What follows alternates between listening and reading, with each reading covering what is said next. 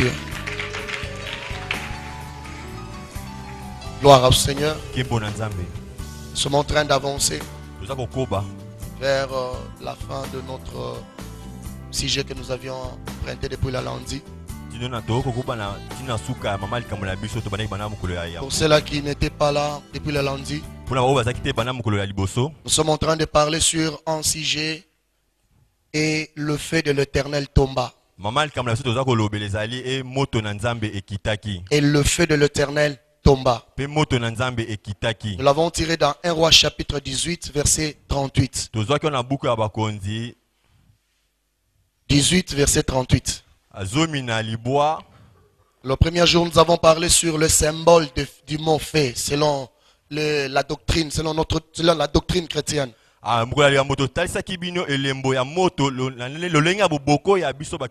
avons dit que le feu, c'est le symbole de la présence glorieuse de Dieu. Le feu, c'est le symbole de jugement de Dieu. Le feu, c'est le symbole de l'approbation de Dieu. Le feu, c'est la purification ou l'école de Dieu ou la sainteté. Et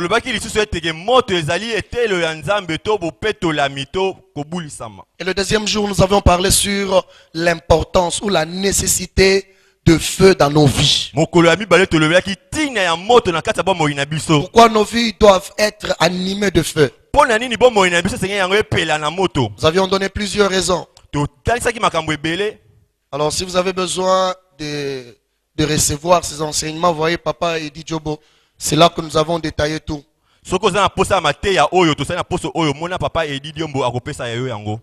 Nous avions dit que le feu, c'est la présence de Dieu. Une présence qui nous accompagne. Voilà pourquoi hier, nous avions parlé sur la présence de Dieu dans les combats spirituels. Nous avons énuméré 4 choses. Premièrement, nous avons dit qu'il y a un Dieu qui nous précède dans les combats. Un Dieu qui te précède pour te préparer le terrain. Et nous avons dit que le Dieu qui nous précède, c'est celui qui détruit nos ennemis. Et c'est celui, troisièmement, qui va humilier nos ennemis. Nous avons dit que à chaque fois qu'un homme se présente devant l'Éternel, un homme qui vit dans la présence de Dieu, l'ennemi est obligé de fléchir. Et quatrième raison, nous avons dit ceci, que la présence de Dieu qui nous accompagne, c'est ce que Dieu a investi en nous afin de bien chasser l'ennemi. Voilà pourquoi la Bible déclare: en mon nom vous chasserez. Parce qu'il a investi en toi sa puissance. Tu ne peux pas affronter l'ennemi si tu n'es pas roi. Jésus a dit ceci: ne quittez pas Jérusalem, restez jusqu'à ce que le Saint-Esprit va descendre. Bien-aimé, pour prendre l'autorité sur le démon, tu as besoin d'un équipement spirituel. Tu as besoin de l'onction du Saint-Esprit. Et aujourd'hui, nous voulons parler d'un autre sujet. Nous l'avions énuméré dans notre plan. Nous sommes au 4e chapitre. Le 4e chapitre, je l'ai intitulé Les causes. Les causes ou les choses qui font éteindre le feu de l'Éternel dans l'église.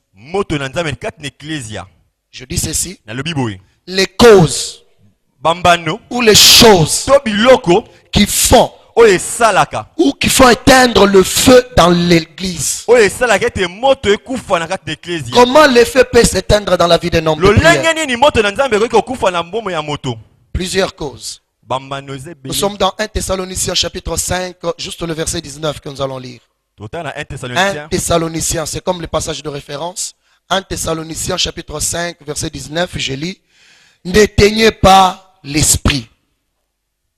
N'éteignez pas l'esprit. C'est simple. C'est ce que Dieu dit. Ici, l'esprit, on est en train de le comparer à un feu. Souvenez-vous, nous avons dit que le feu c'est le symbole du Saint-Esprit. Et le Seigneur est en train de donner cet ordre en disant: n'éteignez pas le feu. Éteindre le feu, c'est refuser de faire ce qu'il nous commande de faire. Tandis que attrister le Saint-Esprit, c'est faire ce qu'il nous interdit. Éteindre l'esprit, c'est refuser les commandements de Dieu. C'est aller au-delà des limites établies par Dieu. Éteindre l'esprit de Dieu ou éteindre le feu signifie étouffer l'œuvre du Saint-Esprit parmi nous. Bien-aimé, il est très dangereux dans un culte où l'Esprit de Dieu est en train d'opérer. Et vous verrez des serviteurs de Dieu, alors que l'Esprit de Dieu est en train d'opérer dans la salle, il coupe l'atmosphère.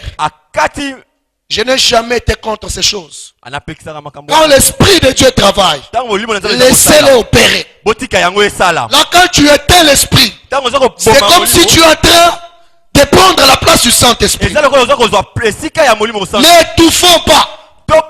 Même dans nos cultes matinales, même dans nos cultes personnels, même dans tes prières là, quand tu te réveilles au milieu de la nuit, tu sens cette soif là. Persévère, n'arrête pas. Même s'il y a le matin les gens qui vont venir te voir, ils s'étaient réveillés en train de prier, qu'ils viennent te trouver. N'étouffons pas l'œuvre du Saint-Esprit. Parce que quand tu l'étouffes, tu es en train de le faire du mal. La première raison, j'ai prévu au moins 12, mais par la grâce de Dieu, on fera peut-être 5. J'ai prévu 12 choses, 12 vérités qui font éteindre le feu de l'esprit dans l'église. La première, c'est le culte de la personnalité. Le culte de la personnalité. Ou encore, c'est quand l'homme veut qu'on lui donne la gloire à la place de Dieu. C'est quand l'homme veut prendre la place de Dieu. La Bible déclare dans Ésaïe 42, le verset 8. Ésaïe 42, verset 8. La Bible déclare: je suis l'Éternel, c'est là mon nom. Je ne donnerai pas ma gloire à un autre, ni mon honneur aux idoles. Dieu déclare: je ne donnerai pas ma gloire à un homme. Frères et sœurs, c'est quand l'homme veut prendre la place de Dieu que ceci attire la colère de Dieu. Nous avons un Dieu jaloux qui ne veut pas que sa place soit prise par quelqu'un. C'est quand les hommes commencent, ou les chrétiens commencent à placer l'homme de Dieu à la place de Dieu, et ils s'oublient que c'est Dieu qui a investi cet homme. Aujourd'hui l'église n'est plus christocentrique. Jésus n'est pas au centre. Le culte est devenu pastocentrique.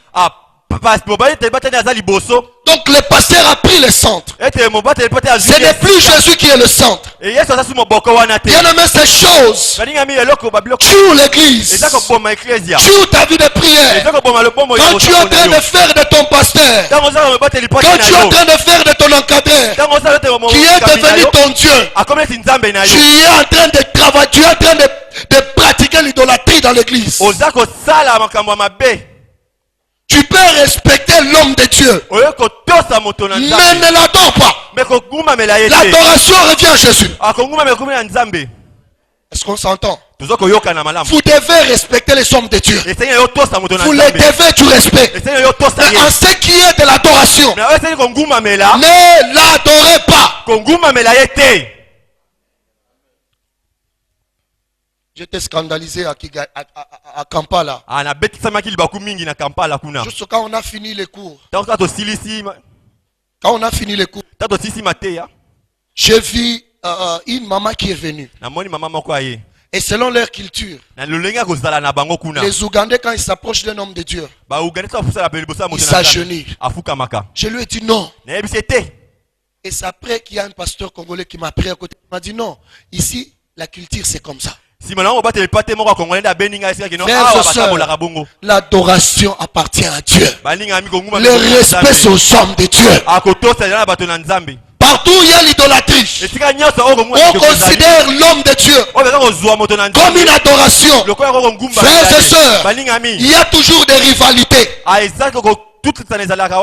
où il y a l'adoration des hommes, il y a la rivalité. Où vous entendrez dire David a tué 10 000, Saoul a tué 1000.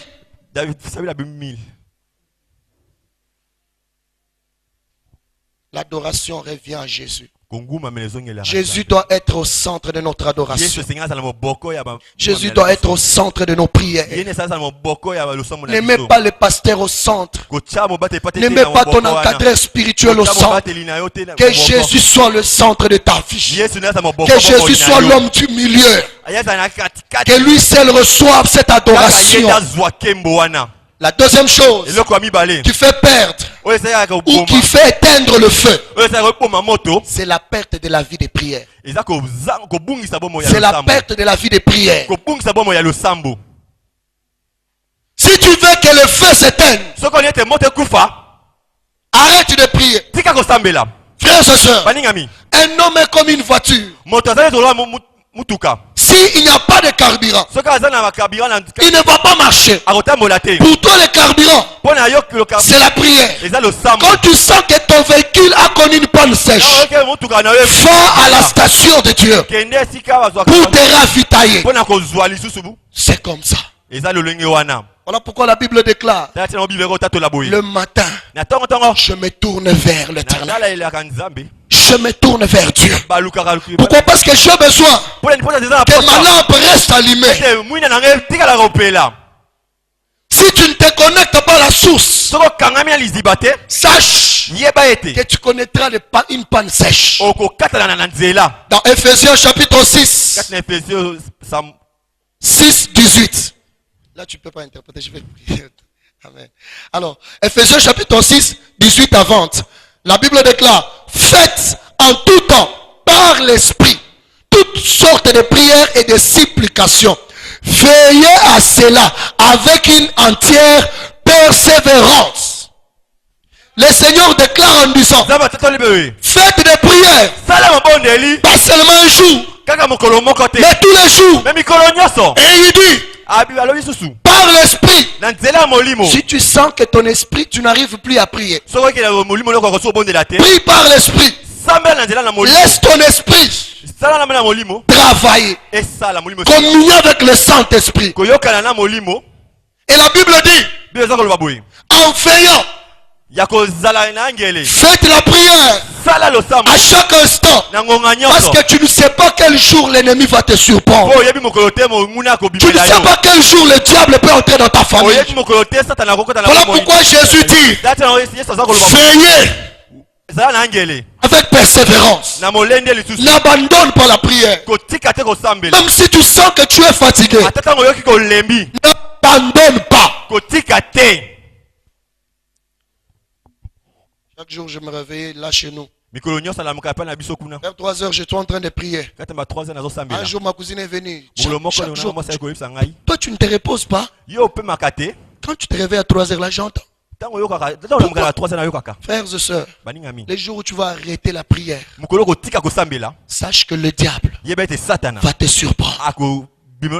Dans Matthieu chapitre 26, le verset 41, Matthieu 26, 41, la Bible dit: veillez et priez afin que vous ne tombiez dans la tentation. L'esprit est bien disposé, mais la chair est faible.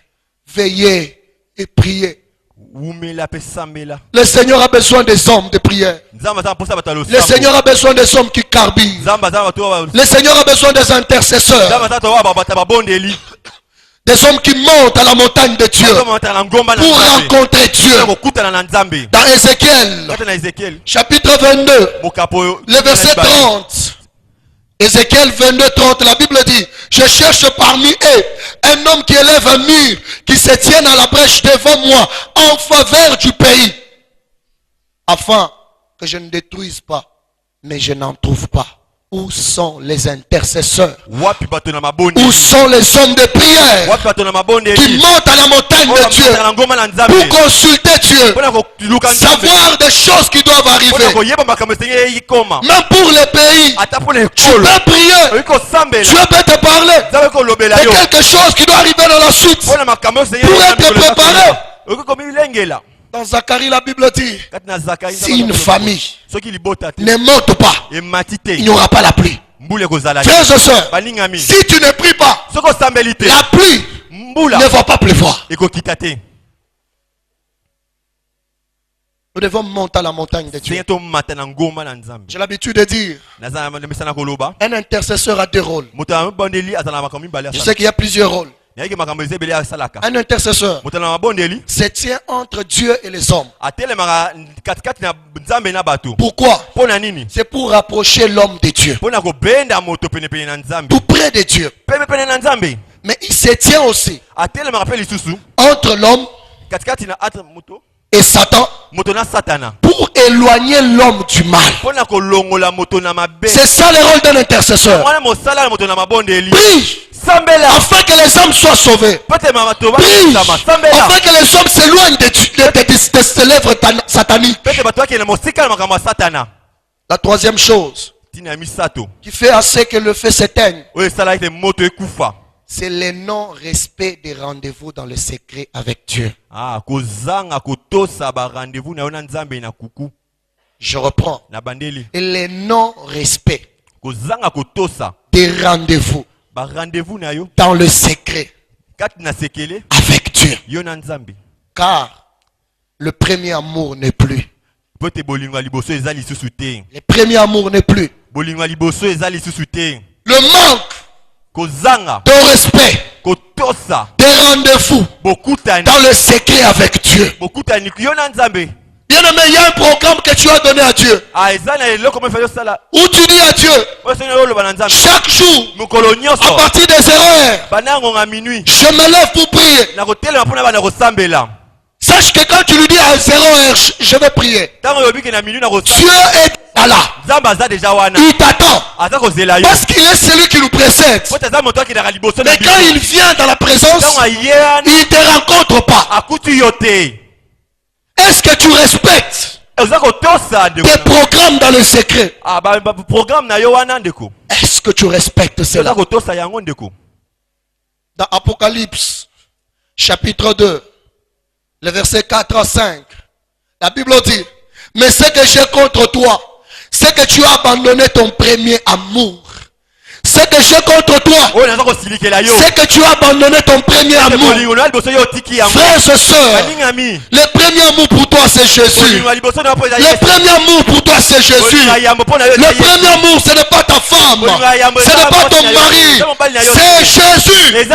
C'est Jésus. Est-ce que tu as l'amour pour ce Dieu? Est-ce que tu respectes? C'est lui qui respecte. C'est celui qui a plein d'amour pour lui. Les gens me regardent, disent, mais le premier amour. Non, ce n'est pas ton mari. Le premier amour, c'est Jésus après ton mari. Ce n'est pas d'abord la femme, ce n'est pas d'abord le mari, c'est d'abord Dieu. Il y a un pasteur camerounais, un professeur camerounais qui est venu nous donner le cours de nématologie. Nématologie, c'est l'art, l'étude générale sur la personne du Saint-Esprit. Il nous a posé cette question. Il a fait cet enchaînement. Dieu, la femme et le ministère. Dieu, le ministère et la femme. Il nous a dit de choisir. C'est la femme qui vient avant Dieu ou bien c'est Dieu qui vient avant les... Ou c'est le ministère qui vient avant ou bien c'est après. La réponse, c'est d'abord Dieu. La Bible dit, au commencement, Dieu. Le Seigneur n'a pas dit au commencement la femme, au commencement Dieu. Dieu n'a pas dit au commencement l'homme, au commencement Dieu. Pour ceux-là qui sont dans le ministère, au commencement d'abord Dieu. Après la femme. Après la femme, le ministère. Le ministère ne remplacera pas la femme. La Bible dit pour être un bon berger, pour être un père, tu dois d'abord être père chez toi à la maison. C'est alors que tu seras père de plusieurs multitudes. Si ça ne va pas dans ton ministère, chez toi à la maison, tu nous diras quoi à la chair? À chaque fois que ta femme va te regarder, il n'est pas Otéani. Qu'est-ce qu'il prêche? Avec tout ce qu'il a fait là. D'abord Dieu. D'abord Dieu. Bien aimé, c'est lui qui respecte les rendez-vous dans le secret. C'est un amoureux de la présence de Dieu. C'est un homme qui a faim, qui a soif de Dieu. Cela ne veut pas dire que vous refusez votre mari. Non. Non, je veux simplement dire que tu l'aimes encore plus. Que tu respectes encore cette présence. Que tu aies une soif intense de les rencontrer. Le Seigneur dit, c'est que je contre toi, c'est que tu as abandonné ton premier amour. Cet amour qui te poussait. Peut-être tu es allé dormir à 23h. À 2h du matin, tu te réveilles. Au pied de Dieu en train de le chercher. C'est cet amour-là que Jésus te pousse ce matin. Tu as abandonné le premier amour. Quatrième raison. Ne pas exercer les dons spirituels. Ceci étouffe le réveil dans l'église. Ne pas exercer les dons spirituels. Ceci étouffe le feu de réveil dans l'église. Une église qui n'a pas de dons. Une église qui n'exerce pas les dons étouffe l'œuvre de l'esprit. Il faut qu'il y ait des dons de la prophétie. Qu'il y ait les dons de foi. Il faut qu'il y ait des hommes qui ont les dons de paroles de sagesse. Ça doit s'exercer à l'église. Je contre cette théorie dans des communautés où l'on croit seulement aux 3 ministères. Non, nous croyons aux 5 ministères tels que Paul l'a établi dans la Bible. Nous devons croire au ministère de la prophétie. Nous devons croire au ministère apostolique, parce que c'est écrit dans la Bible. La Bible n'est pas une lettre ou des écritures simples. Non, ces choses doivent être exercées. J'ai beaucoup lutté avec un professeur qui nous donnait les livres, les cours de bibliologie. Il me parle dans notre communauté. Je ne vais pas citer. Le ministère qui est plus pratiqué, c'est 3. Pasteur, évangéliste et docteur. Mais les apôtres et les prophètes, le Seigneur, la Bible dit, c'est l'apôtre Paul. J'ai établi premièrement les prophètes et les apôtres. Ces dons-là, c'est pour la perfection. Si les dons spirituels ne s'exercent pas, nous étouffons le réveil à l'église. Alors que tu es en train de parler à ses frères, tu es en train de révéler à cette sœur un message. Et toi tu viens pour étouffer. Qui es-tu? Tu veux prendre la place de Dieu ou tu viens prendre la place de l'homme? Prends ta place, reste à ta place. Laisse Dieu faire son travail. Nous avons besoin de réveil. Le vrai réveil. Un réveil authentique. La Bible déclare dans 1 Timothée chapitre 4, 14 à 15. La Bible dit, ne négligez pas les dons qui est en toi et qui t'a été donné par prophétie, avec imposition de main de l'ensemble. De Timothée chapitre 1. le verset 6 à 7. C'est pourquoi je t'exhorte à ranimer les dons de Dieu que tu as reçus par l'imposition de main. Réanime les dons. Exerce les dons. Cinquième chose. Comment éteindre le feu? Le feu de réveil. C'est la perte de l'esprit missionnaire. La perte de l'esprit missionnaire. Une église qui ne fait pas la mission. C'est une église qui est appelée à démissionner. J'aime ce que pasteur Safari dit. Une église qui n'est pas missionnaire. C'est une église des missionnaires. Et c'est une église qui est appelée à disparaître. Nous sommes appelés à faire la mission. La mission possède des rôles. D'envoyer les gens, à gagner les âmes, et aussi de ramener les hommes ici. C'est ça les deux missions. L'église qui ne fait pas la mission, c'est une église qui est appelée à démissionner. Tous ces pasteurs, tous les hommes de Dieu qui ne font pas le ministère, qui ne font pas la mission, ils doivent laisser. J'ai dit ils doivent laisser. Soit tu donnes la direction à quelqu'un d'autre qui a la pensée missionnaire. Cette église est appelée à croître. Nous sommes appelés à aller loin.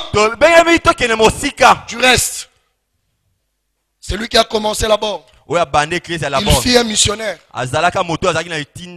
Ni t'étais la mission. Il ne pouvait pas quitter Brazza venir au Congo. Parce qu'à Brazza, c'est là qu'on l'envoyait l'argent pour continuer la mission. Quand il a quitté Brazza pour venir ici, c'était fini pour lui, on ne pouvait pas le payer. Il avait le cœur de faire la mission. Il avait le cœur de faire la mission.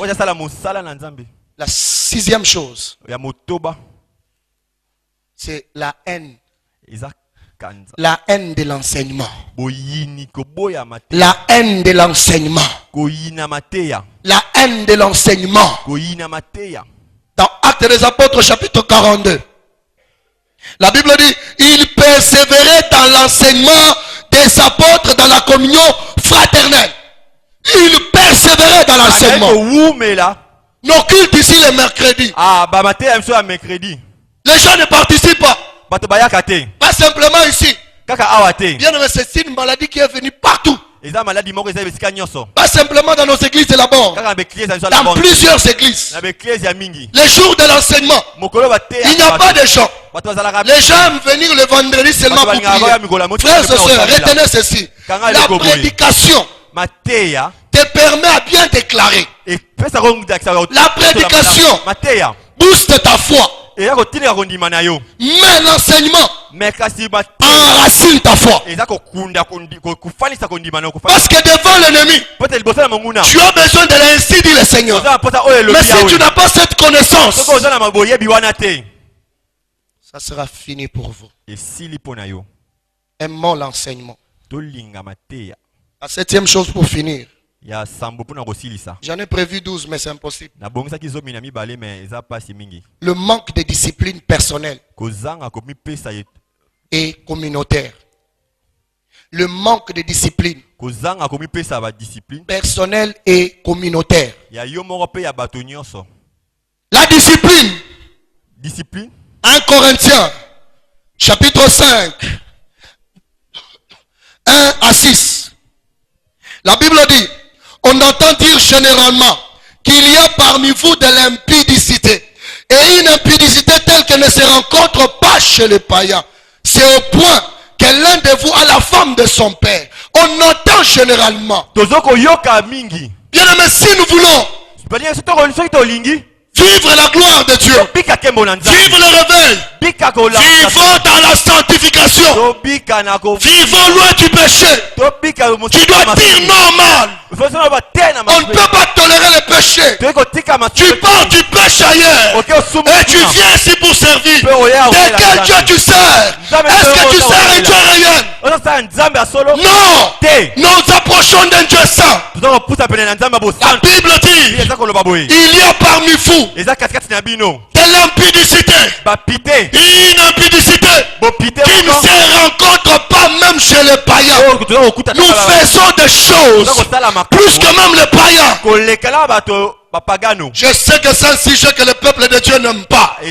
Frères et sœurs, nous le prêcherons. La sanctification, c'est le soubassement de tout. Si tu veux servir Dieu, tu dois être saint. Car tu t'approches d'un Dieu qui est saint. Tu dois tuer le péché. Tu dois enlever le mal pour rencontrer un Dieu saint. Ce n'est pas la nuit tu étais à l'hôtel avec H. Hôtel avec H. Et le matin tu viens à l'hôtel A. Non, il y a la différence entre l'hôtel de Dieu et l'hôtel du monde. Église, si nous voulons garder le feu, vivons dans la sainteté. Vivons dans la sainteté. Je vais vous demander de vous lever, nous voulons prier. J'aimerais ce matin que tu pries en disant à Dieu que le réveil revienne dans l'église. Seigneur, garde-nous près de toi. Élève ta voix, parle à Dieu. Là où tu es, lève-toi s'il te plaît. Élève maintenant ta voix. Tu vas dire à Dieu, Seigneur, garde-moi près de toi. Garde-moi fidèle à toi. Je ne veux pas que le feu s'éteigne dans ma vie. Je ne veux pas faire introduire les interdits dans ton église. Je veux demeurer dans la sainteté. Élève ta voix, prie. Aujourd'hui, il n'y a pas question de chasser les démons. Aujourd'hui, il n'y a pas question d'invoquer le feu. Mais il est question de se sanctifier.